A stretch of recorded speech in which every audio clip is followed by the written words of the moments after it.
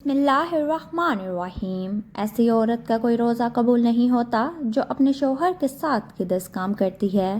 رسول اکرم صلی اللہ علیہ وآلہ وسلم نے یہ بات بھی بیان کی تھی، جو عورت جوان ہو جائے جب تک سر پر دوپٹہ نہیں ہے اس کی نماز قبول نہیں ہوتی، اور آپ نے یہ بھی فرمایا جو اپنے بالوں کو نہیں ڈھانپتی اس کا روزہ قبول نہیں ہوتا۔ رسول صلی اللہ علیہ وآلہ وسلم نے یہ بھی فرمایا، اگر کوئی عورت مسجد میں جاتی ہے عطر اور خوشبو لگا کر، جب تک وہ غسل نہیں کر لیتی اس کا روزہ قبول نہیں ہوتا۔ اس لیے فرمایا، اے عورتوں کی جماعت، تم میں سے کوئی مسجد میں جانا چاہے تو خوشبو لگا کر نہ جائے جب تک یہ غسل نہیں کر لیتی، اس کی نماز، روزہ یا کوئی بھی عبادت قابل قبول نہیں۔ 10 ایسے لوگ ہیں جن کا روزہ قبول نہیں ہوتا۔ غلام مالک کی اجازت کے بغیر دوڑ گیا، اگر وہ جا کر تہجد بھی پڑھے گا لیکن اس کی کوئی بھی عبادت یا روزہ قبول نہیں ہوگا۔ ایسی عورت جو اپنے خاوند کو ناراض کر کے رات گزارتی ہے اس کا بھی روزہ قبول نہیں ہوتا۔ اور ایسا انسان جو لوگوں کو نماز تو پڑھاتا ہے لیکن لوگ اس کی امامت پر خوش نہیں ہیں، پسند نہیں کرتے۔ شرط یہ ہے کہ کوئی شرعی سبب ہو، ویسے مزاج کی بات نہ ہو۔ ایسا انسان اگر کسی ثواب کی وجہ سے لوگ اسے پسند نہیں کرتے تو ایسے انسان کا روزہ قبول نہیں ہوتا۔ حضرت ابو ہریرہ رضی اللہ عنہ سے روایت ہے کہ آپ صلی اللہ علیہ وآلہ وسلم نے فرمایا، 3 لوگوں کا نہ روزہ قبول ہوتا ہے اور نہ کوئی نیکی اوپر چڑھتی ہے۔ نمبر 1، بھاگے ہوئے غلام کی، جب تک کہ اپنے مالک کے پاس نہ آ جائے اور ان کے ہاتھ میں اپنا ہاتھ نہ دے دے۔ نمبر 2، ایسی عورت جس سے اس کا شوہر ناراض ہو، اس کی کوئی نماز قبول نہیں ہوتی۔ نمبر 3، مست شرابی کی، جب تک کہ شراب کا اثر ختم نہ ہو جائے۔ مرد عورت پر نگران ہے اور عورت اس کے ماتحت۔ خدا کے بعد عورت کے لیے والدین کے حق پر شوہر کا حق غالب ہو گیا۔ اگر مذہب میں کسی کو سجدہ تعظیمی کی اجازت ہوتی تو عورت کو ہوتی کہ وہ اپنے شوہر کو سجدہ کرے۔ حدیث نبوی صلی اللہ علیہ وآلہ وسلم ہے، عورت کے لیے اس کا شوہر جنت یا جہنم ہے، کیونکہ اس کا حق ادا کر کے جنت پا سکتی ہے۔ جس کا اتنا بڑا حق ہو بھلا اسے ناراض کیسے کیا جا سکتا ہے؟ پھر خدا نے جسے زندگی بھر کا ساتھی اور معاون بنایا ہو، دنیا میں جس کے بغیر گزارا نہیں، اسے کیسے ناراض رکھا جا سکتا ہے؟ اسی لیے اگر شوہر ناراض ہو جائے تو اسے راضی کرنے کی کوشش کرنی چاہیے، کیونکہ اس کے بغیر دنیا اور آخرت میں نقصان ہے۔ حضرت عائشہ صدیقہ رضی اللہ عنہا کی روایت ہے کہ نبی کریم صلی اللہ علیہ وآلہ وسلم نے فرمایا، بالغہ عورت کی نماز، روزہ اور عبادت سر ڈھانپے بغیر قبول نہیں ہوتی۔ اس حدیث میں عبادت کے دوران سر ڈھانپنے کا حکم ہے، چنانچہ اگر عورت دوران عبادت سر نہ ڈھانپے تو اس کی عبادت قبول نہیں ہوتی۔ عورت کو عبادت میں ہاتھ، پاؤں اور چہرے کے علاوہ باقی سارا بدن ڈھکنا ضروری ہے، سینہ بندی ضروری نہیں۔ ایسے باریک کپڑے جن سے بدن جل کے روزہ قبول نہیں ہوتا، جو کپڑے ایسے باریک ہوں کہ ان کے اندر سے بدن نظر آئے، ان سے روزہ قبول نہیں ہوتا، بلکہ نماز یا کوئی بھی عبادت قبول نہیں ہوتی۔ ہر عبادت کے لیے دوپٹہ موٹا استعمال کرنا چاہیے اور اس سے اچھی طرح لپیٹنا چاہیے کہ ایک بال بھی نظر نہ آئے۔ چہرہ، دونوں ہاتھ گھٹنوں تک اور دونوں پاؤں ٹخنوں تک، ان 3 اعضاء کے علاوہ پورا بدن ڈھکنا عورت کے لیے ضروری ہے، اور یہ روزہ قبول ہونے کی شرط ہے۔ اس کے بغیر روزہ قبول نہیں ہوگا۔ خواتین کا یہ کہنا ہے، جب بندوں سے پردہ نہیں تو خدا سے کیا پردہ؟ بالکل غلط۔ اللہ تعالیٰ سے تو کپڑے پہننے کے باوجود آدمی چھپ نہیں سکتا، تو کیا پورے کپڑے اتار کر عبادت کی اجازت دے دی جائے گی؟ پھر بندوں سے پردہ نہ کرنا ایک مستقل گناہ ہے۔ جو عورت اس گناہ میں مبتلا ہو اس کے لیے یہ کیسے جائز ہوگا کہ وہ عبادت میں سر نہ ڈھانپے؟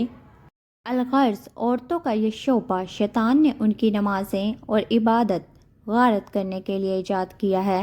نماز کے دوران سر کھل جائے تو 3 بار سبحان اللہ کہنے کی مقدار تک کھلا رہے تو نماز ٹوٹ جائے گی، اور اگر سر کھلتے ہی فوراً ڈھک لیا تو نماز ہو گئی۔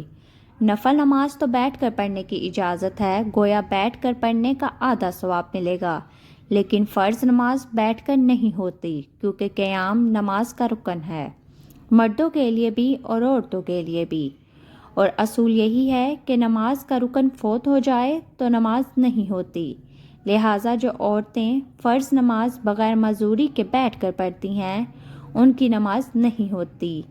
ہاں، جسم کا صحیح طریقے سے ڈھکنا ضروری شرط ہے، پہنچوں تک ہاتھ کھلے ہوں تو مضائقہ نہیں، سینے پر اوڑھنی ہونی چاہیے، سجدے میں دوپٹہ نیچے آ جائے تو بھی نماز ہو جاتی ہے۔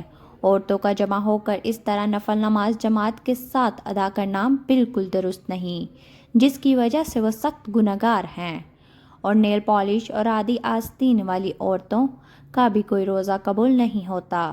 فجر کی نماز تو عورتوں کو اول وقت میں پڑھنا افضل ہے اور دوسری نمازیں مسجد کی جماعت کے بغیر پڑھنا افضل ہے۔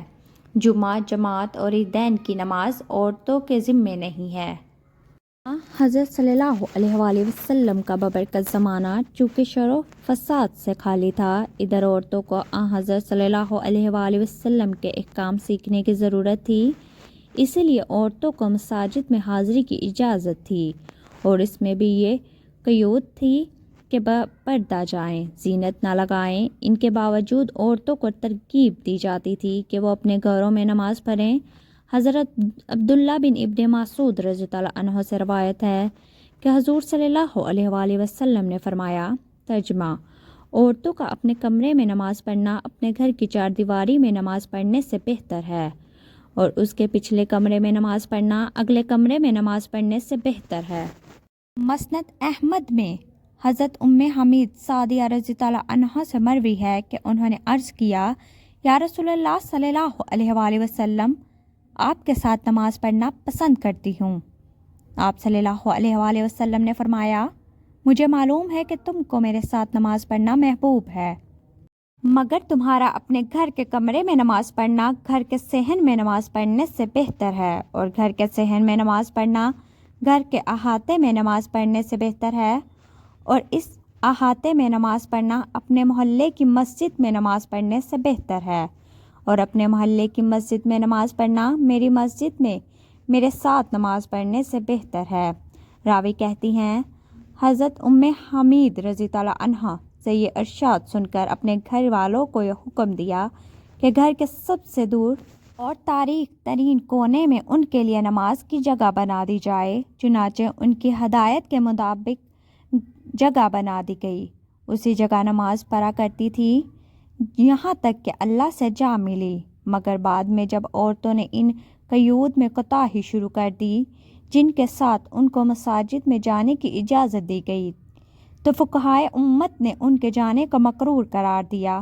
ام المومنین حضرت عائشہ صدیقہ رضی اللہ عنہا کا ارشاد ہے، ترجمہ: عورتوں نے جو نئی روش اختیار کر لی ہے، اگر رسول صلی اللہ علیہ وآلہ وسلم اس کو دیکھ لیتے تو عورتوں کو مسجد سے روک دیتے، جس طرح بنو اسرائیل کی عورتوں کو روک دیا گیا تھا۔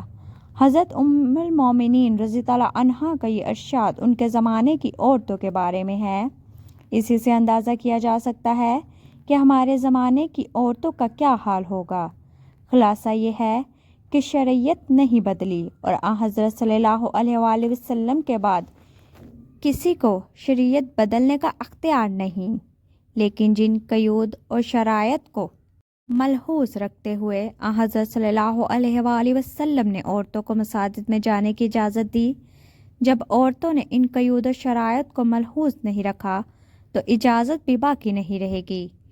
اس بنا پر فقہائے امت نے، جو کہ در حقیقت حکمائے امت ہے، عورتوں کی مساجد میں حاضری کو مکروہ قرار دیا، گویا یہ چیز اپنے اعتبار سے جائز ہے مگر کسی عارضی کی وجہ سے ممنوع ہو گئی، اور اس کی مثال ایسی ہے کہ وبا کے زمانے میں کوئی طبیب امرود کھانے سے منع کر دے، اب اس کا یہ معنی نہیں کہ اس نے شریعت کے حلال و حرام کو تبدیل کر دیا، بلکہ مطلب یہ ہے کہ ایک چیز جو جائز و حلال ہے اور ایک خاص موسم میں اور ماحول کے لحاظ سے مضر صحت ہے، اسی لیے اس سے منع کیا جاتا ہے۔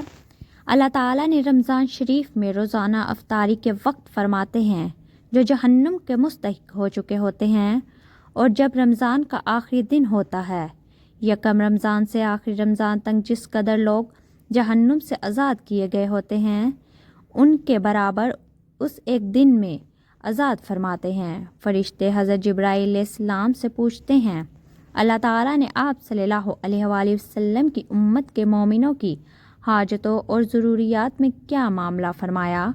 وہ کہتے ہیں اللہ تعالیٰ نے ان پر توجہ فرمائی اور 4 شخصوں کے علاوہ سب کو معاف فرما دیا۔ صحابہ نے عرض کیا، وہ 4 شخص کون سے ہیں؟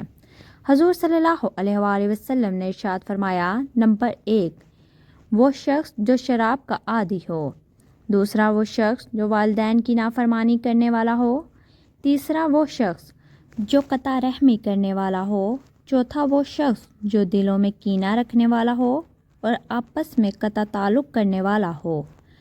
اللہ پاک ہمیں دین کی مکمل سمجھ نصیب فرمائے۔ اللہ تعالی ہم سب کو نیک اعمال کرنے کی توفیق عطا فرمائے اور ہمارا خاتمہ ایمان پر فرمائے۔ آمین ثم آمین۔